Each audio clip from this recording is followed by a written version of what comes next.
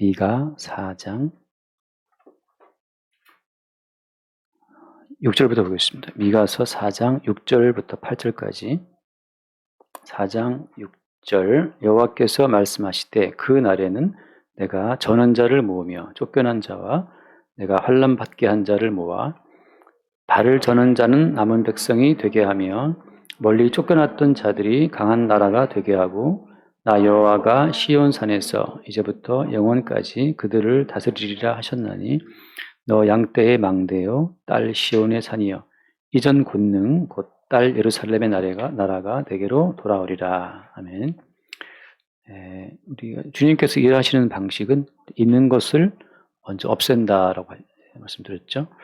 그리고 건강한 자가 있다면 그 건강을 일단 무너뜨리고 지혜로운 자가 있다면 그 지혜와 명철을 어둡게 하시는 식으로 일을 하십니다. 그것이 이제 창세기 1장에 나와 있는 말씀, 땅이 혼돈하고 공허하며 또 흑암이 깊은 위에 있다 하잖아요. 그 혼돈과 공허와 그리고 그 깊은 흑암 가운데에서 주님께서 빛이 있으라 말씀하시죠. 그러니까 주님께서 일하시는 어떤 그 방식은 항상 그렇습니다. 일단은 혼돈하게 하고 공허하게 하고 어둡게 해서 거기에 주로 말미암아 질서가 잡히고 주로 말미암아 빛이 오게 하시는 방식을 일하신다고 하는 거죠. 어저께 영준 형제가 카톡을 했는데 창세기 이제 그 공부했던 그 창세기 1장 2장 부분을 창세기 공부를 들었나 봐요. 듣고 이제 거기 너무 새롭고 감격적이다. 그래서 이제 막 카톡 답장을 보냈더라고요. 근데 사실 창세기 제가 그 창세기 공부가 쉽지는 않거든요. 창세기 공부 1번, 2번 한 것이 쉽지 않은데 쭉 이제 계속 이 십자가 복음으로 말씀을 들어온 사람한테는 또 그렇게 어렵지도 않아요. 또 근데 그냥 딱 들으면 이게 쉽지 않은데 참 감사하더라고요. 또 듣고 이해를 하고 또 감사로 수용한다는 것이 참 은혜구나 싶었어요. 그런데 비슷한 패턴입니다. 그러니까 창세기에 나오는 그 창조라고 하는 것은 지금도 반복돼요. 하나님의 창조는 그냥 고정되어 있는 것이 아니고 계속 살아있는 겁니다. 계속. 근데 항상 그 주의 창조하시는 방식은 항상 질서 있는 것을 혼돈해, 꽉 차있다 싶은 것을 공허하게 하시고, 밝다, 이제 안다라고 싶은 것을 또 어둡게 하시고, 그런 식이죠. 왜냐하면 이제 우리가 잡아놓은 질서를 주님이 깨뜨리시는 거예요, 질서를. 그리고 주님에 의한 질서를 세우시는 거고, 우리가 만드는 꽉 찬 것들을 주님이 다 비우시고, 주님으로 인한 체험으로 이제 채워 나가시는 거죠. 우리가 아는 이게 빛이야라고 하는 것은 사실 그게 어둠이었고, 주님 주시는 새로운 빛으로 이제 채우신다고 하는 거죠. 그런 반복적인 작용이 계속 이제 복음 가운데 그 복음의 활동성이라고 하는 겁니다. 똑같은 물 패턴이에요, 말씀도. 6절 말씀 보면 여호와께서 말씀하실 때 그날에는 내가 저는 자를 모은다 하잖아요. 그 쩔뚝발이잖아요. 저는 자를 모으고 쫓겨난 자, 환난 받게 한 자를 다시 모으시겠다. 근데 여기서 누가 이들의 다리를 절게 했습니까? 누가 이들을 쫓겨나게 했어요? 누가 이들을 환난 받게 했습니까? 이스라엘 백성들을. 그러니까 이스라엘 백성들로 하여금 절개하고 쫓겨나게 하시고 환난 받게 하신 분은 누구예요? 주님이죠. 그러니까 누가 야곱의 한도뼈를 쳤습니까? 천사가. 주님이 야곱의 한도뼈를 쳐서 쩔뚝거리게 만들었단 말이죠. 그러니까 우리가 볼 때는 아니 야곱의 한도뼈를 더 튼튼하게 만들어 주셔갖고 강호동이처럼 그렇게 만들어 주셔야지 왜 그 멀쩡한 그 한도뼈를 왜 쳐서 절개하시느냐. 근데 그게 하나님 일하시는 방식이에요. 똑똑하다는 사람들을 갑자기 바보를 만들어 놔요. 멍청하게. 나 왜 이러지 이렇게. 그러니까 분명히 이 사람은 잘 봐서는 이 사회에 정말 성공할 것 같은 사람인데 가는 꼬라지를 보니까는 이게 참 영 절고 있단 말이죠. 이 사람이 이게 볼 때 정말 이 사람은 똑똑한 사람이고 명철한 사람이기 때문에 뭘 할 것 같은데 이상하게 절고 있어. 주님이 아신 거죠. 그러니까 주께서 택하신 주의 백성의 경우에는 반드시 멀쩡한 두 다리를 쳐서 절개하시고 그의 힘과 지혜로 자기의 재산, 자기의 집 정도는 지켰다고 생각했는데 쫓겨나게 하시는 거죠. 혼란 받게 하시고 그래서 이제 7절 말씀에 그 다음에 7절 발을 저는 자는 남은 백성이 되게 하며 그 저는 그 쩔뚝발이들을 모아서 뭐가 되게 한다? 남은 자가 되게 한다고 하는 거죠. 그러니까 우리가 남은 자가 될 거야. 남은 자라는 개념이 이게 신약에 와서 밝혀지지만 쉽지 않은 개념이거든요. 잠깐 로마서 9장 말씀 보면 거기 로마서 9장 25절에 남은 자에 대해서 하신 말씀 가운데 이런 게 있잖아요. 9장 25절 7절 27절 9장 27절 또 이사야가 이스라엘에 관하여 외치되 이스라엘 자손들의 수가 비록 바다의 모래 같을지라도 남은 자만 구원을 받으리니 이스라엘 자손들이 바닷가의 모래처럼 그렇게 무수히 번성한다 할지라도 남은 자만 구원받습니다. 근데 누가 남은 자예요? 다리를 저는 자들이 남은 자예요. 그러니까 성공적으로 인생을 살아온 사람들은 구원하시는 주님의 어떤 손길을 겪지 못한 자이기 때문에 버림받아요. 그러니까 구원받은 백성의 경우는 반드시 주께서 택하신 언약 백성의 경우에는 반드시 그들의 다리를 저는 사건이 벌어진다고 하는 거죠. 전다는 것은 어떤 의미예요? 자기 힘으로 온전하게 살 수 없는 걸 말하잖아요. 그러니까 우리 모두가 택함받은 백성이라면 정말 내 힘으로 내 지혜로는 살아갈 수가 없구나라는 사실을 그거를 매 순간 정말 매일매일 주님이 알게 하십니다.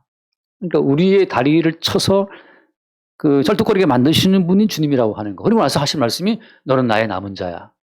왜? 너는 나와 살 수 없지? 우리를 치니까 우리는 이제 스스로 살 수가 없는 상태가 된 거잖아요. 그래서 우리는 어쩔 수 없이 주님, 정말 이제 뭐 좌로 보나 우로 보나 주님밖에 없습니다 하고 주를 바라보게 되는 그 상태에서 주님이 남은 자가 되게 하시는 거죠.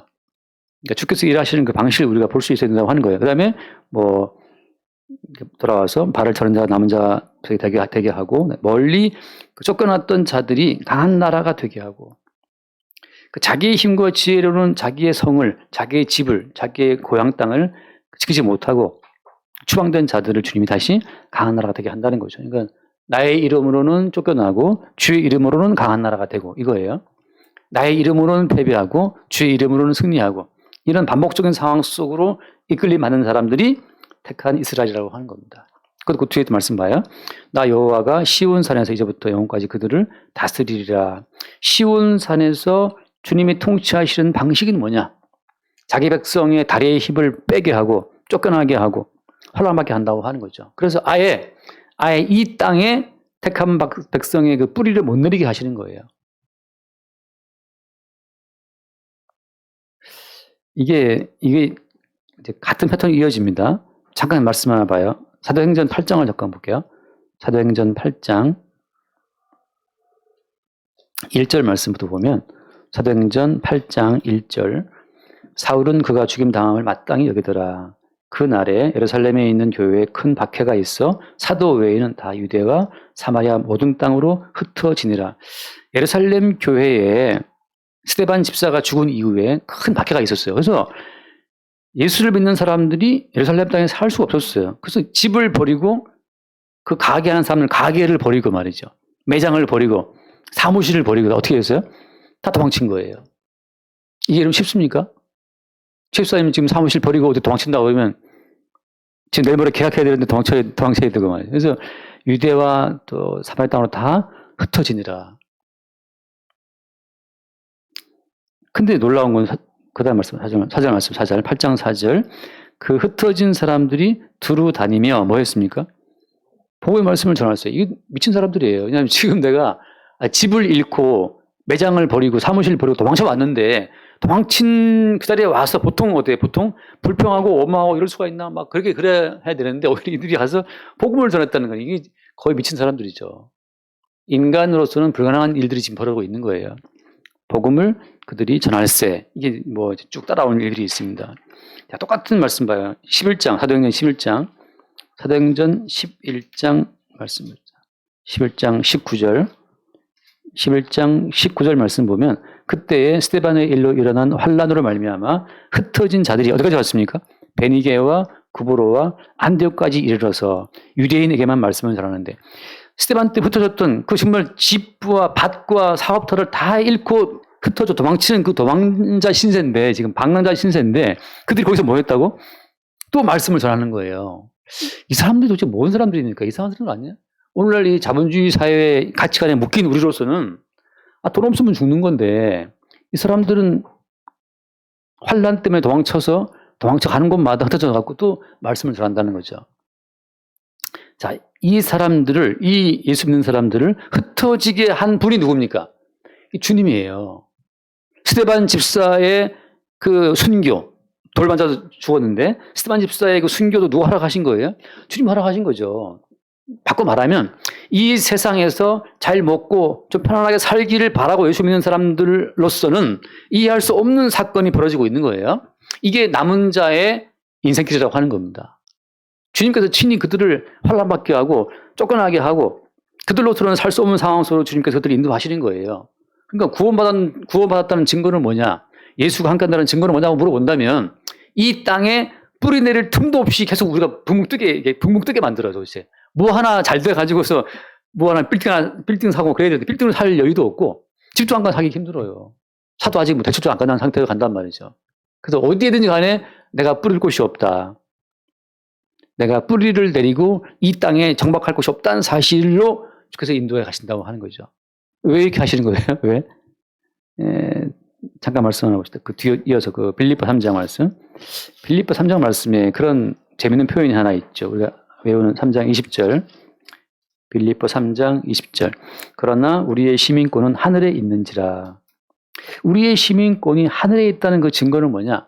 이 땅에 뿌리 박을 수 없도록 계속 우리의 삶을 주님이 띄워요. 띄워. 계속 환난, 쫓겨나게 하고, 다리를 절게 하고, 야곱 같은 경우에도 집을 떠나게 만들었다가 또 타양 땅에 20년 동안 헤매겠다 또 돌아가게 만들고 말이죠.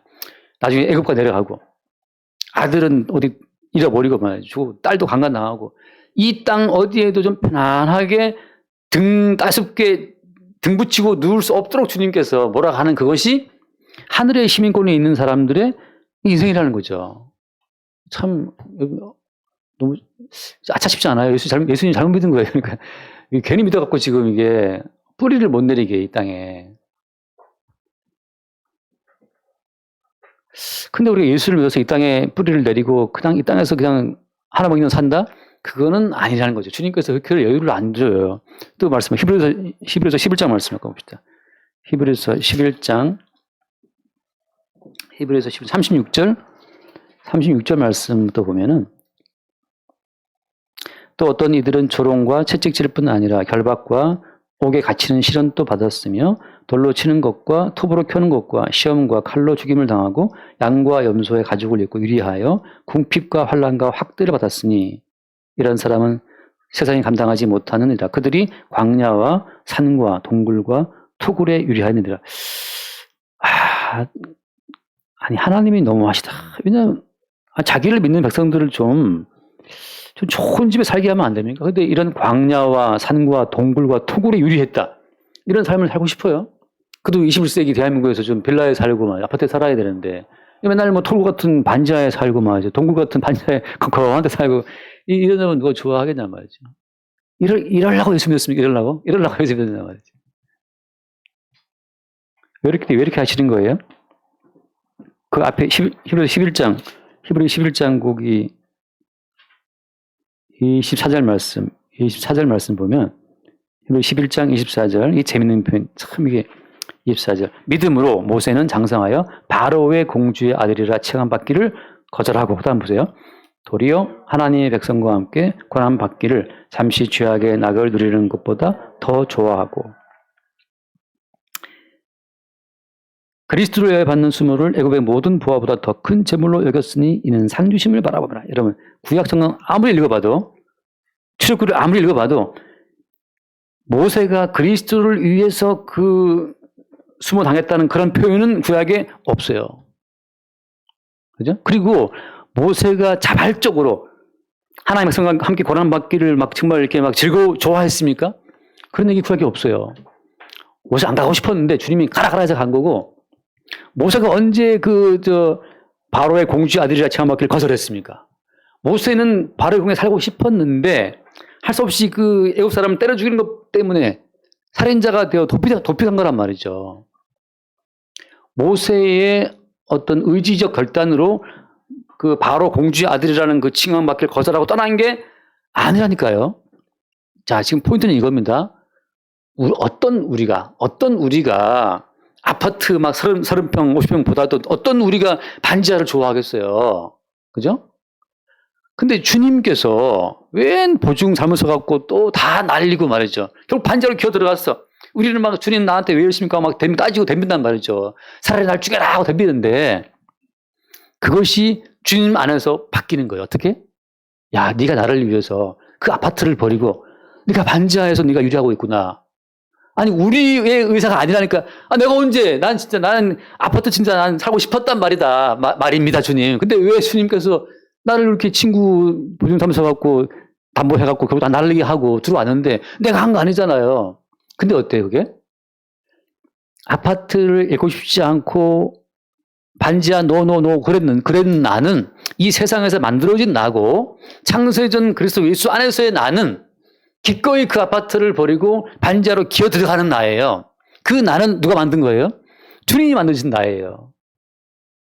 모세가 언제 바로의 공주의 아들이라 치함까 거절하고 갔습니까? 지는 열받아갖고 돌 들어갖고 그 애국 사람 쳐 죽이고 들켜가지고 도망친 도주자 원티드 도망자란 말이죠. 근데 어때? 이것이 주님 안에서는 어때? 계시의 세계에서는 그게 바로 모세가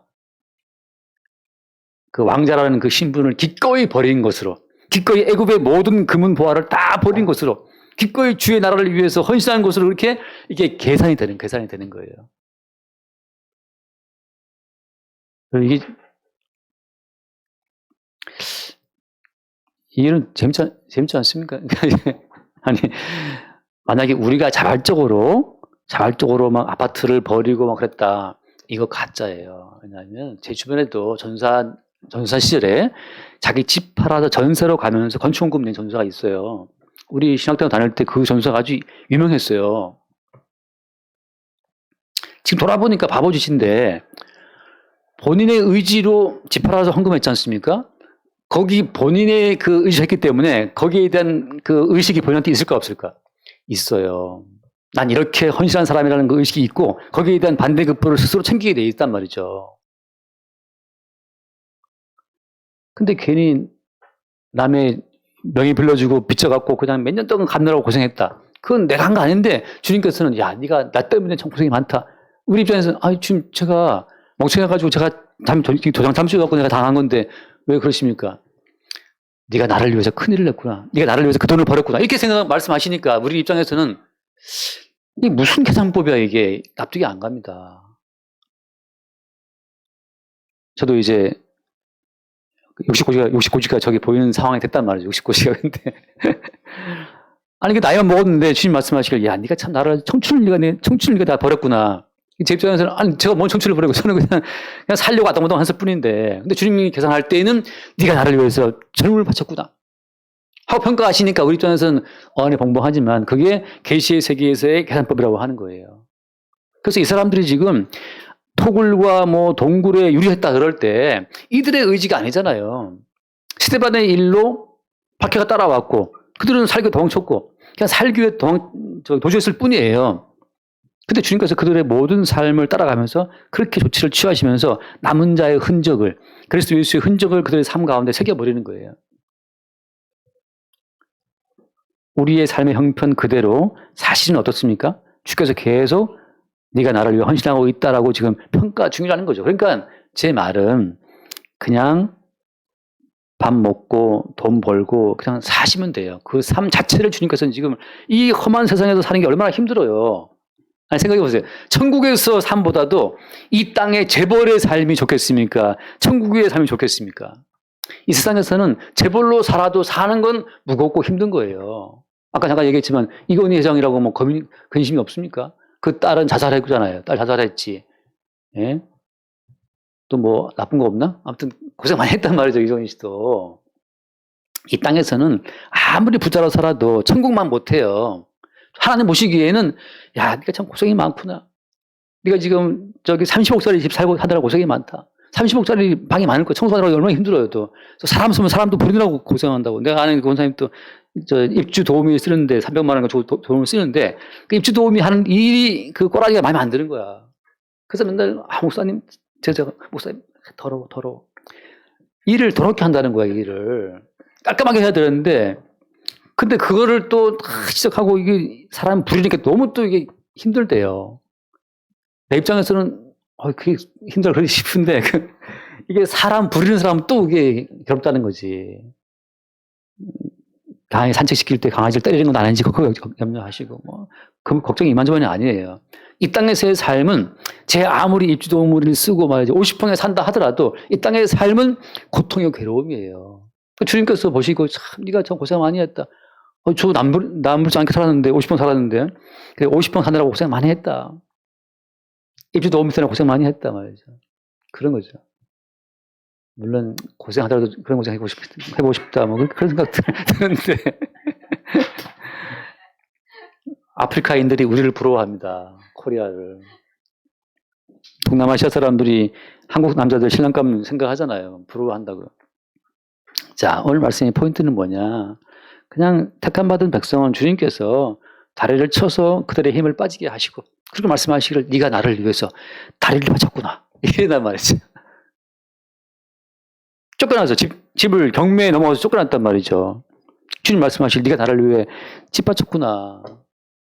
어제 뭐 뉴스 보는데 옛날에 뭐 정선이라는 그 개그우먼이 그 남편 죽고 뭐 빚이 뭐 집이 경매 넘어간 직전이었대요. 근데 5억이 필요했나 봐요. 집을 지키려면. 근데 뭐 이경실인지 뭐 아줌마들 전화했더니만 순식간에 막 전화 연락해가지고서 3억 5천을 딱 모아서 바로 집어넣어서 집을 경매를 구했대요. 그래서 아 이런 의리가 또 있나? 와 대단하더라고. 근데 지금까지도 그 갚으려고 회사가 물어봐도 그 다들 회사 번호를 안 준대요. 됐다고. 야 연예인 걱정하는 거 아니에요. 우리가 지금 급해. 우리가 급해. 근데 그 5억 저 못 갚아서 경매에 집 넘어간다고 치면 주님께서 네가 나를 위해 집 바쳤구나 되는 거예요. 주를 위해 집 바치는 그 놓친 거예요. 그분이. 물론 다른 또 뭐 기회가 있겠지만 여러분 삶의 현장에서 지금 나는 돈 잃었고 관광 잃었고 난 청춘 잃었고 사람 잃었고 그 우리는 항상 그런 어떤 불평 원망 속에 살아갈 수 있지만 주님께서는 네가 참 나를 위해서 그걸 잃었구나. 그걸 바쳤구나. 모세가 애굽의 보화를 바친 것처럼 너는 그 모든 걸 바쳤다라고 주님께서 평가하시면서 우리를 남은 자로 끌고 가신다고 하는 거예요. 그래서 돌아와서 봅시다. 얼른. 돌아와서 4장 거기 8절 말씀. 너 양떼의 망대요 딸 시온의 선이요 이전 권능 곧 딸 예루살렘의 나라가 내게로 돌아오리라.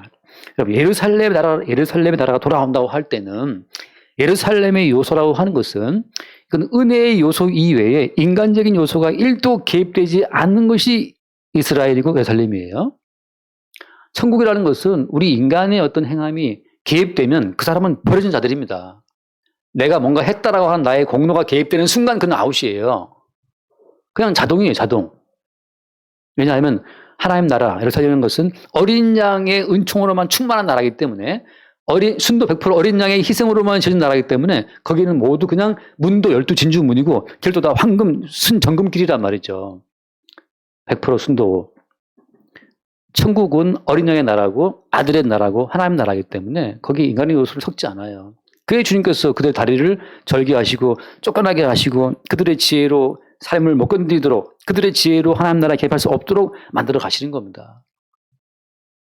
우리는 우리의 삶을 우리가 평가할 때 이 자본주의 시대의 가치관으로 나를 볼 때 내가 패배한 것이 아닌가라고 생각할 수 있지만 주님은 다른 방식으로 우리를 보신다고 하는 거예요.